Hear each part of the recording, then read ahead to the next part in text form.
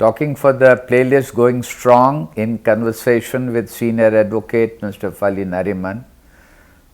I would like him to explain for the benefit of the viewers here the meaning, the purpose of the term judicial rectitude, which he has mentioned in his book God Save the Supreme Court.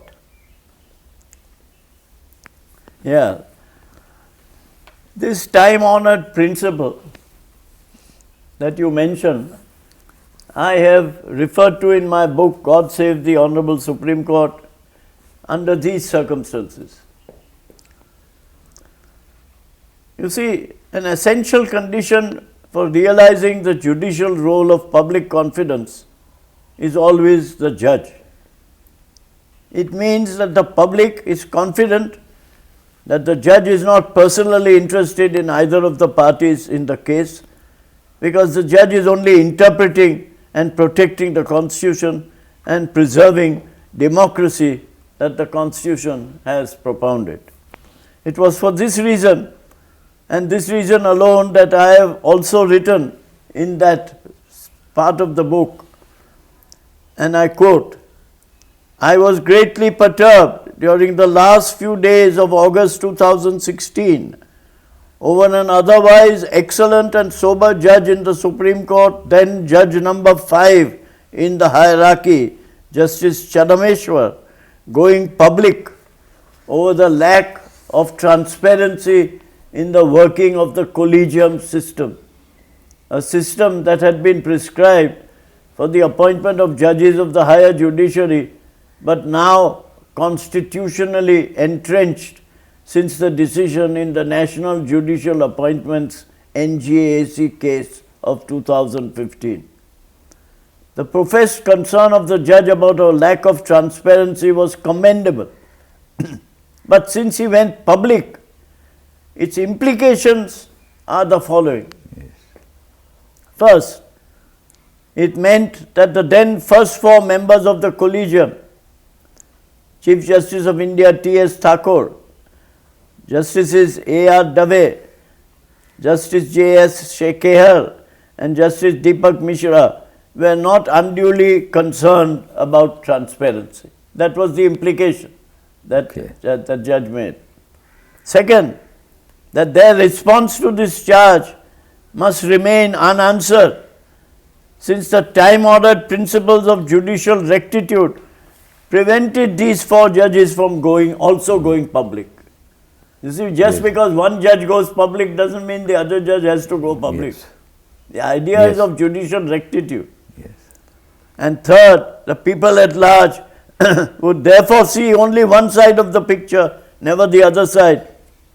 But that would revive what was once and now is not in the public domain, a debate about the efficiency or otherwise of the collegium system. But this chapter on the book is not about the collegium system or about its lack of transparency. It is about something more basic. And that basic thing is that governments in power simply rejoice and attempt to step in whenever there is a dissension amongst members of the higher judiciary. It goes to the advantage of the government ruling party. Yes. Especially when such dissension is on account of a judgment which is not to the liking of the government that is in office. Yes.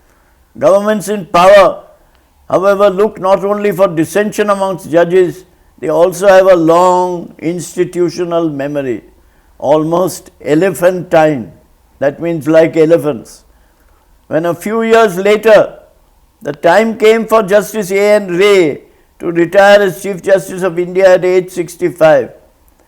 The judge who should have succeeded him by convention and who was next in seniority and who sat in court number 2 was H.R. Khanna, and his portrait now hangs in that court. But Justice Khanna had not only displeased the government of the day by authoring the majority judgment in the fundamental rights case, he had also written what many now regard as a brilliant solo dissent in the case of ADM Jabalpur, in which the majority had overruled judgments of 9 high courts upholding personal liberty. The High Courts had upheld the personal liberty. These majority judgments had almost been overruled by ADM Jabalpur, and the majority judges in ADM Jabalpur extinguished the lamps of personal liberty in those dark days of the internal emergency of June 75 to March 77. Breaking with tradition and convention, A.N. Ray recommended to the government as his successor not his number 2, Justice H.R. Khanna, whose name was anathema to the political bigwigs, but the judge who sat in court number 3, M.H. Beg, which led to the second supersession. H.R. Khanna resigned, but in what is now in retrospect regarded, he resigned in a blaze of glory. Blaze of glory, very well said. Okay, that's finished then.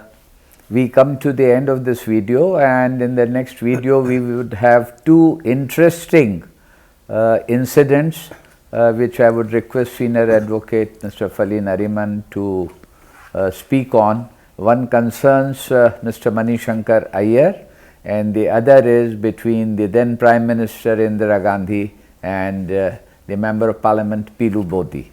Thank you.